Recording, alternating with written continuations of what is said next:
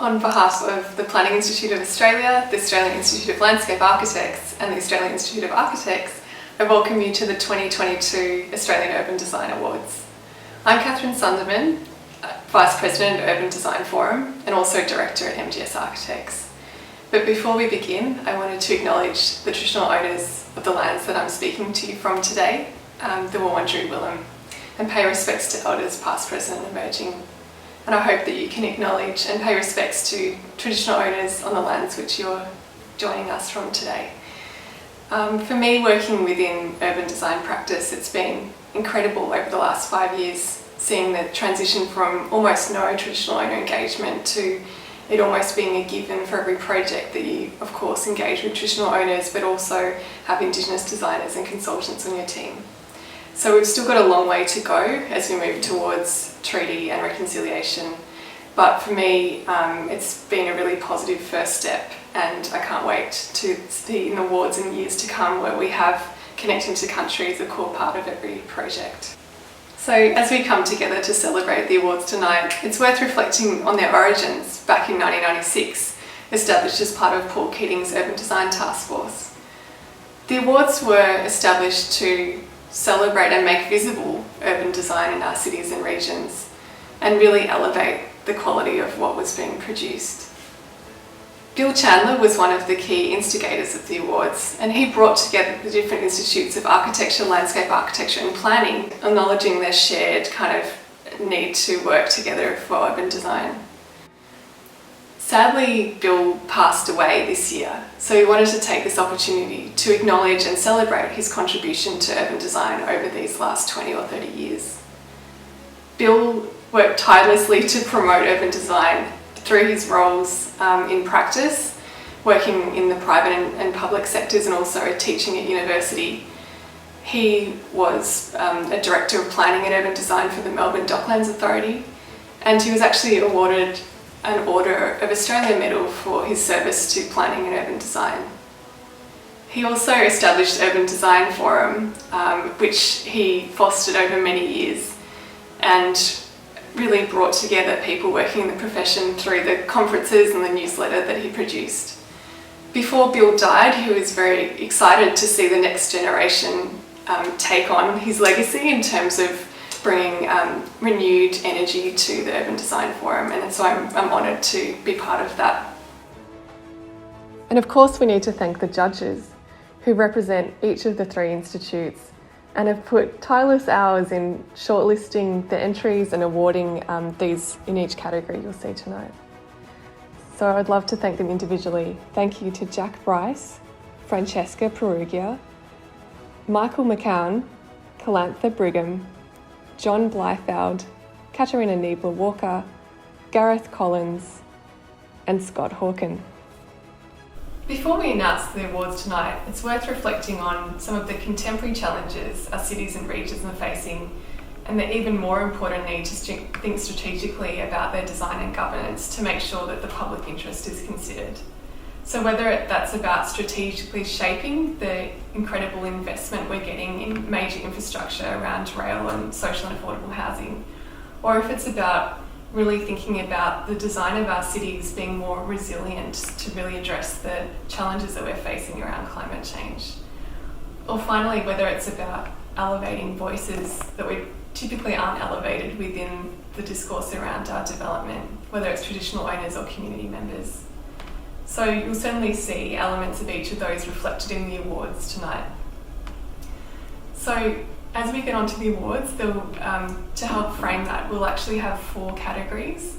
So those are built projects at the city and regional scale and the local scale, leadership, advocacy and research projects at the city scale and the local scale.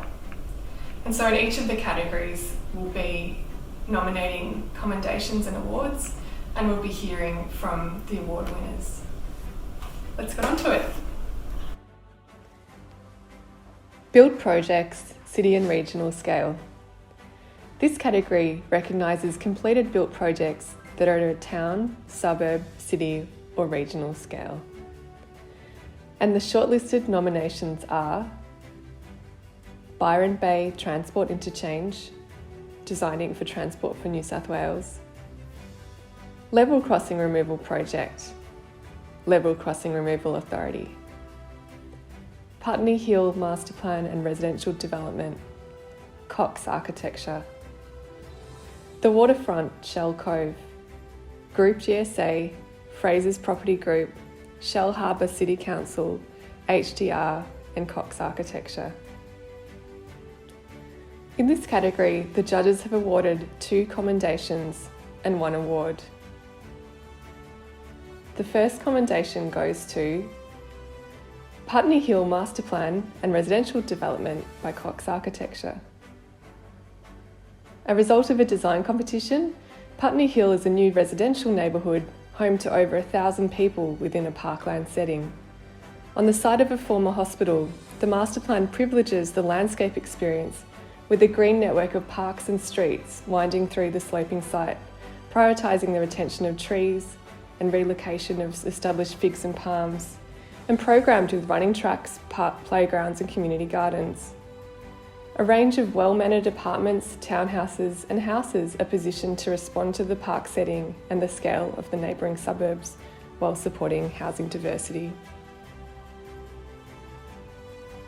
And the second commendation goes to Byron Bay Transport Interchange by Design Inc. for Transport New South Wales.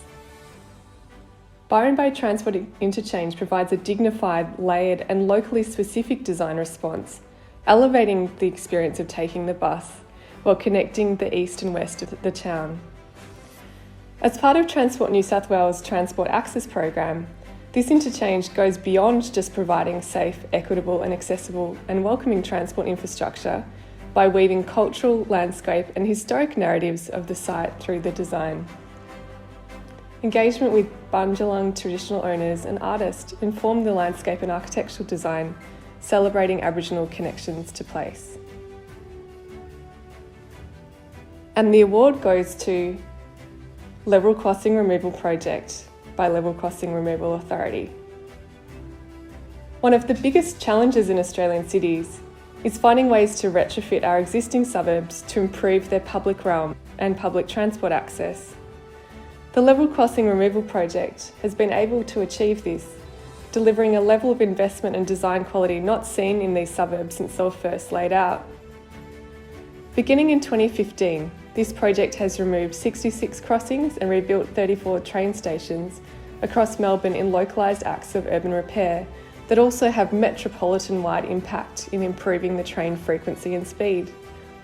Across the network, different design teams rebuilt stations responding to their local context, with standout examples such as Carrum Station benefiting from community input on their design. Elevated rail has given opportunities to form new linear parks, from Carnegie to Hughesdale, Clayton to Noble Park, and Brunswick to Coburg, providing much needed bike paths, informal sports and play equipment while stitching together formerly divided suburbs. Wow, this is a huge honour. On behalf of the Level Crossing Removal Project, I'd like to thank Pia very much for this award. We wouldn't have won this award without our organisation's clear vision for great places for all of our projects. This means that urban design outcomes are balanced and considered across all project phases. So I'd very much like to thank everyone at the Level Crossing Removal Project for driving this vision. We work with some amazingly talented people, some of the best in the world, including architects, urban designers, planners, landscape architects and engineers, who have all contributed to us receiving this award. So with the support and talent of our staff and delivery partners, we'll continue to deliver on the vision of great places. Thank you very much.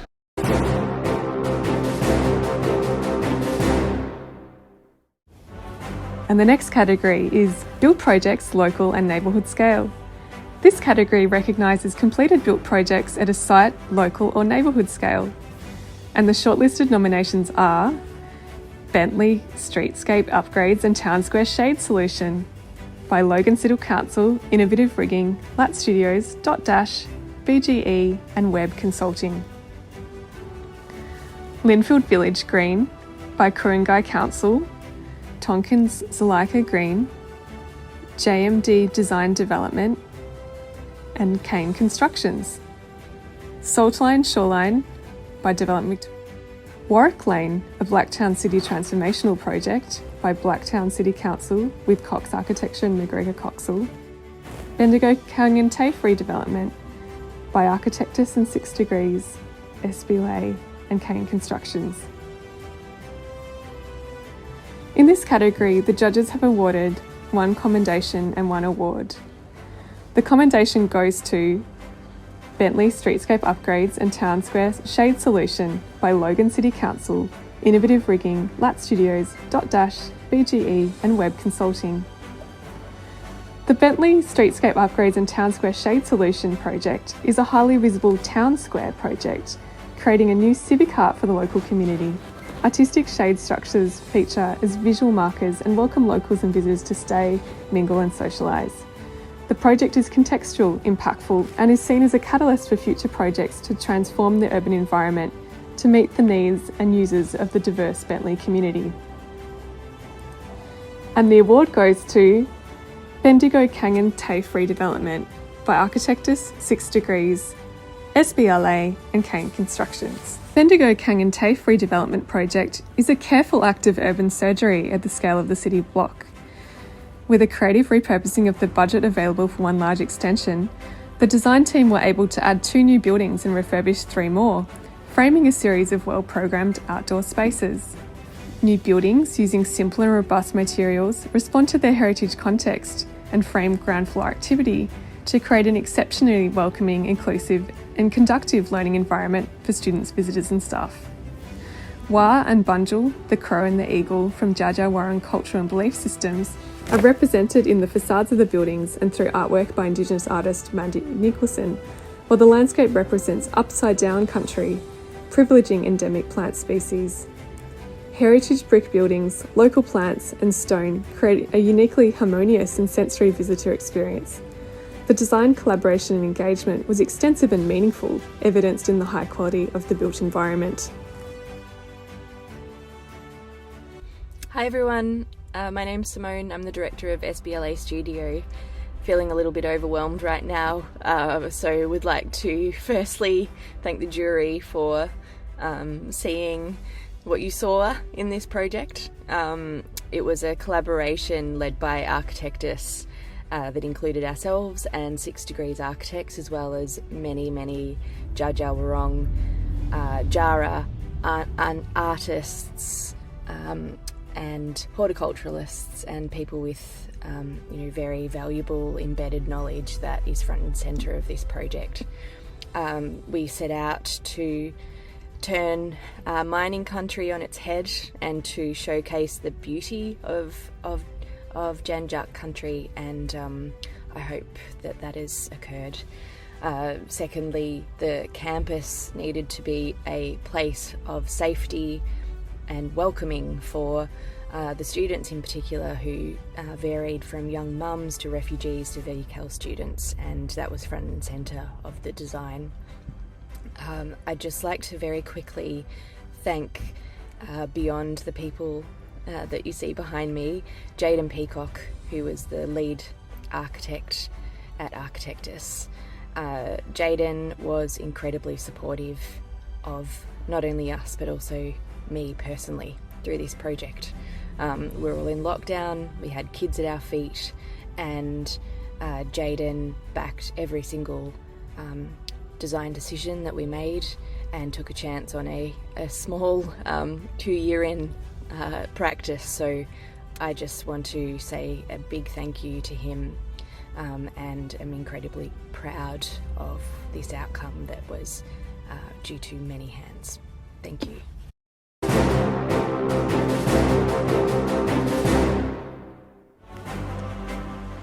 And on to the next category, Leadership, Advocacy and Research, City and Regional Scale.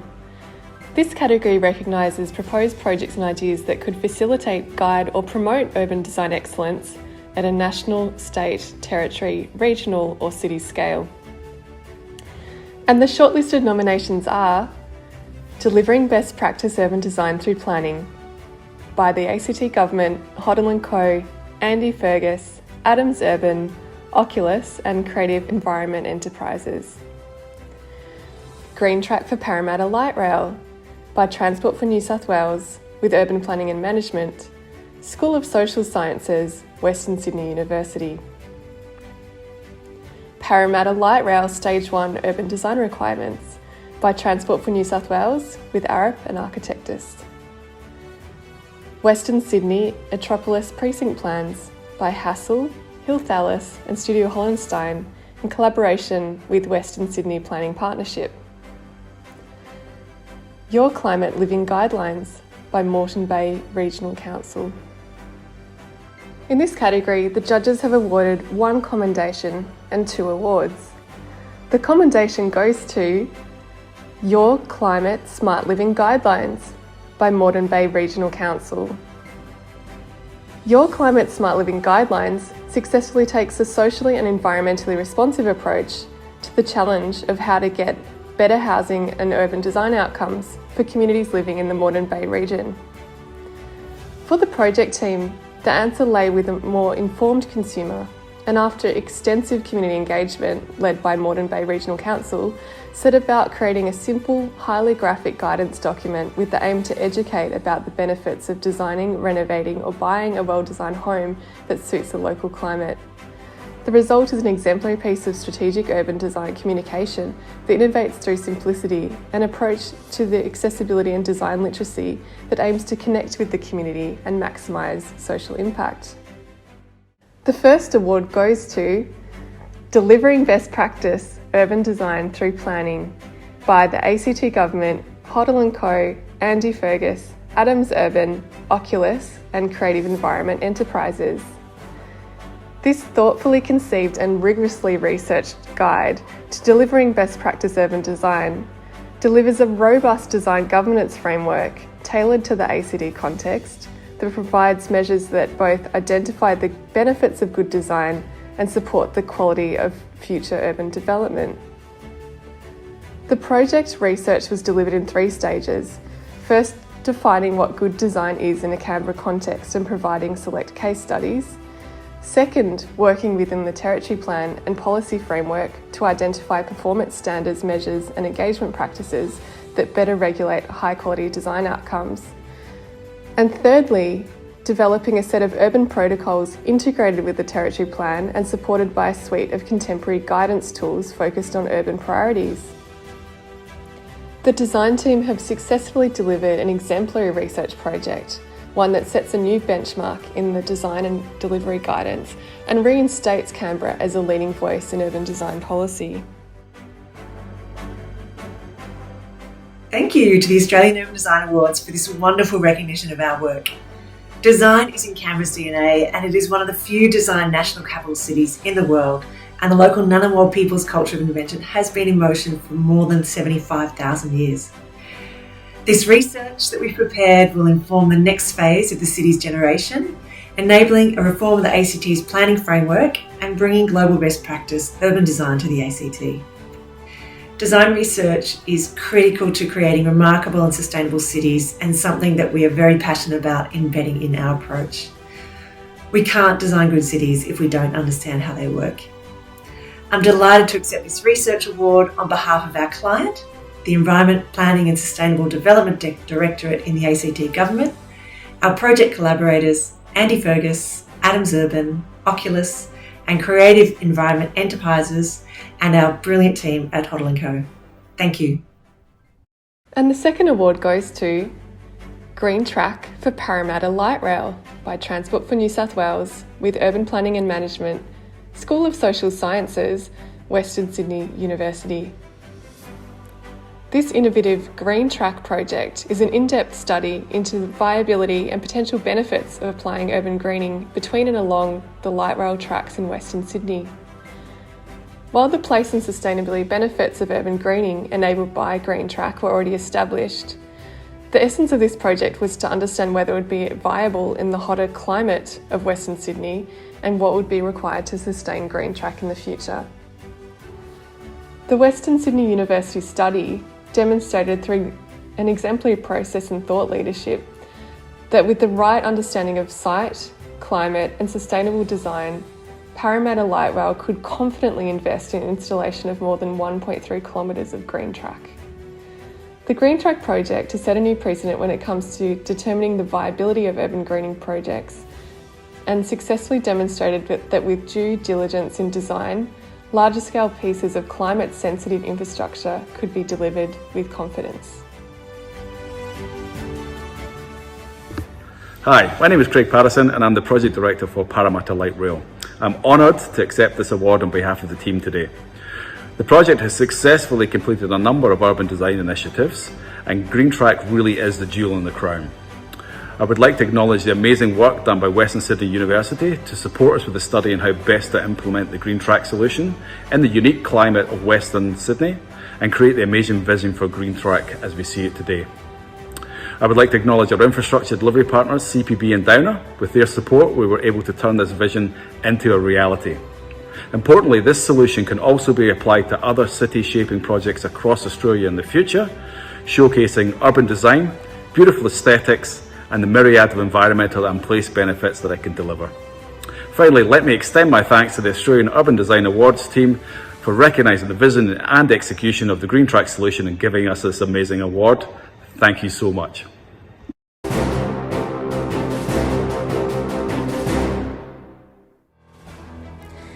And the next category is Leadership, Advocacy and Research, Local and Neighbourhood Scale. This category recognises proposed projects and ideas that could facilitate, guide or promote urban design excellence at a site, local or neighbourhood scale. And the shortlisted nominations are Campsie Town Centre Master Plan by City of Canterbury Bankstown Council, River Precinct Design Project by Shire of Augusta Margaret River and Realm Studios, Birkdale Community Precinct Master Plan by Redland City Council, Jacobs, Urbis and Fourfold Studio, French's Forest Town Centre Master Plan by Croffey with Architectus. In this category, the judges have awarded 1 commendation and 1 award. The commendation goes to River Precinct Design Project by Shire of Augusta Margaret River and Realm Studios. The River Precinct Design Project in Margaret River is a community-driven master plan to reimagine and connect a park and a historic settlement with a high amenity landscape setting. A new pedestrian bridge transforms access between the town centre and the river precinct with a design that balances access requirements and heritage. It demonstrates leadership through its synthesis of references from traditional owners, community and stakeholders. A multidisciplinary design team has considered the environment and the context of the river with inclusion of water-sensitive urban design features to improve river health. And the award goes to Campsie Town Centre Master Plan by City of Canterbury Bankstown Council. The Campsie Town Centre Master Plan is an ambitious vision to transform Campsie from a single high street with post-war housing to a thriving cultural, living and health hub on the banks of the Cook River. A major driver for this transformation is the conversion of Campsie Station to a metro station, enabling a careful rethinking of the density to leverage this improvement in accessibility. The project demonstrates authentic multi-layered engagement using a range of engagement tools, including charrettes, visualisation, and inclusion of information in many languages. The development of different height and density profiles across the master plan region responds to these engagement responses, but also the proximity to the metro station and suitability of sites for redevelopment. Then, using a well-defined set of principles which include local character and context, it provides a finer grain of mixed-use development that is normally seen in a typical neighbourhood planning approach. Inclusion of green infrastructure and a focus on sustainability demonstrate urban design leadership. Hi, this is Hen Sema, Urban Design Team Leader. I'm here today on behalf of Canterbury Bankstown City Council to accept with a great pleasure the Australian Urban Design Award for the Campsie Master Plan. The master plan was a true collaboration between the urban design and the planning teams, underpinned by 9 technical studies, detailed 3D modelling, and a comprehensive place and character analysis that occurred over a 2-year period. I'd like to congratulate the amazing team and wonderful leaders at CBCity. past and present, who worked extremely hard and shed blood, sweat and tears to make it happen. I would also like to thank our community for their active and genuine engagement. And last but not least, I would like to deeply thank Pia for organizing this award. Thank you, and please give me a big applause to CBCT.